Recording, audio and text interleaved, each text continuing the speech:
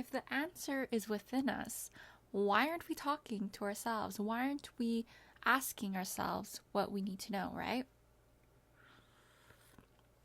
Let's talk about it. Okay, so whenever we make a decision, we're always asking for opinions of others, right? We're always asking, okay, what do you think? What do you think? And it's good, but we shouldn't rely solely on what people think to guide us to what path we may think we need to go. You know what I mean? So I think before you ask any other outside confirmation of how you should proceed with things, you should go ahead and ask yourself. And usually the first thing that comes to mind is the answer. So if you ask yourself, like, okay, what am I doing that's no longer serving me? You know in your heart what's no longer serving you. You just have to have the courage to admit that, right? Because we have a hard time. Okay, we have a hard time. You and me, we have a hard time to admit to ourselves that we're in the wrong or we're doing things that are bad for ourselves, right? And it's so easy to get affirmed by people in the outside saying like, it's okay, you're fine, you're good, when you know in your heart that is not good. What you are doing right now, like what your situation that you are in right now is not good for you. And so the best way to do it, the best way to proceed with asking yourself or looking within yourself is to meditate. Okay? Like people go on saying, oh, it's so esoteric and so out like spiritual, like how we dumb it down into like the real grounded world. But that's just a very single-minded way of thinking. We're not like a very grounded person. We're spiritual. We see things in through our senses, right? But there are so many other things that we don't see in this world. There's so many other gears in which this world, this society operates that we just can't see, that we really can't comprehend. And it's very single-minded and very narrow-minded in thinking that we have it all figured out.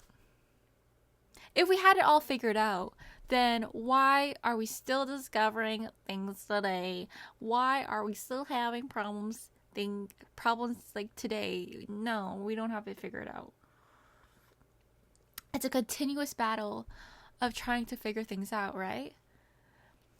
So the exercise I recommend to you that I just figured out because I read this book about intuition is you have to just ask yourself what comes to mind when you ask yourself that question that you've been pondering, that you ask other people. What comes to mind? Before you ask anyone else, before you get outside confirmation or outside opinion, ask yourself first. Ask yourself first, because most likely than not, you know yourself better than anyone. And therefore, you should start trusting yourself before anyone. If you can't trust yourself and you have to trust others to make the decision for you, to guide you, I'm sorry to say, but you have become dependent on that person. And it's not a good look. Not a good look at all. Not a good look. You have to depend on yourself first in your own judgment, because you can't act as a crutch. You can't act as this person, as if this person is a part of you, as a crutch that they can shoulder the burden of your decisions. No. You have to master your own decisions. You are the master of your own world. And God is guiding you too. So, but what I'm saying is, you have to take initiative and control of where you want to be, and accountability of where you want to be. You can't shoulder everything on outside opinion. Right? Right? You gotta trust yourself a bit more. And I know it's so easy to say, because I there is moments of doubt. There are moments of, I don't trust myself. I have to have outside confirmation. Let the other person shoulder some burden on the decision I'm making. When I was graduating, like from high school, I didn't know what to do. I asked my parents. I was like, "Oh, okay. You know what? Yeah, I should go there." So I didn't trust myself to make the right decision, right? So I asked outside opinions that I found valuable to decide for me. When in reality, I know in my heart that I'm not a counting kind of person, you know. So you're going to have to live with yourself, live with the decisions you make. No one else has that burden.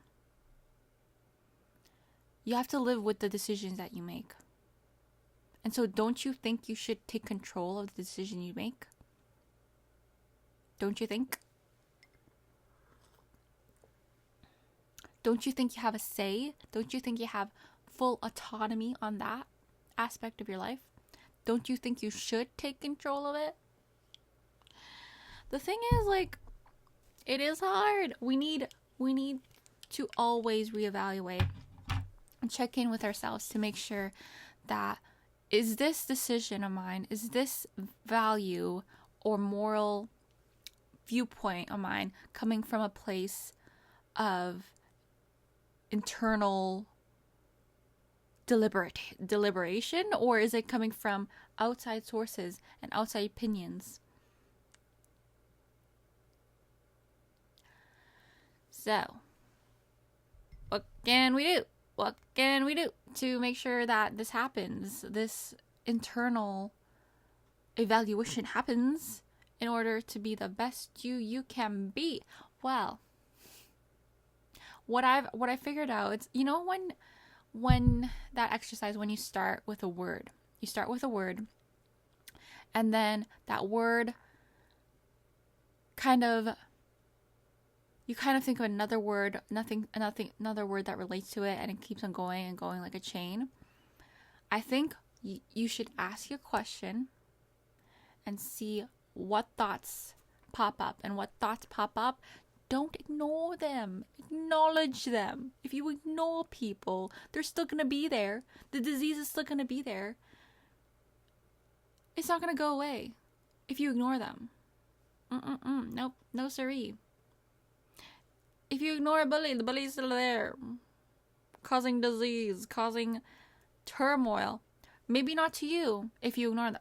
Fine. But those surrounding you, which will in turn affect you, because we're not a box. We're not a box that is immune to outside forces. No. So, what shall we do? Well, be aware of your surroundings, love. Be aware of those things that you interact with on a daily basis, and see which is no longer serving you, which is causing you a hindrance, and see which is not of your own decision. Yeah. Okay, that's it for me today. Lovely. You have a good one.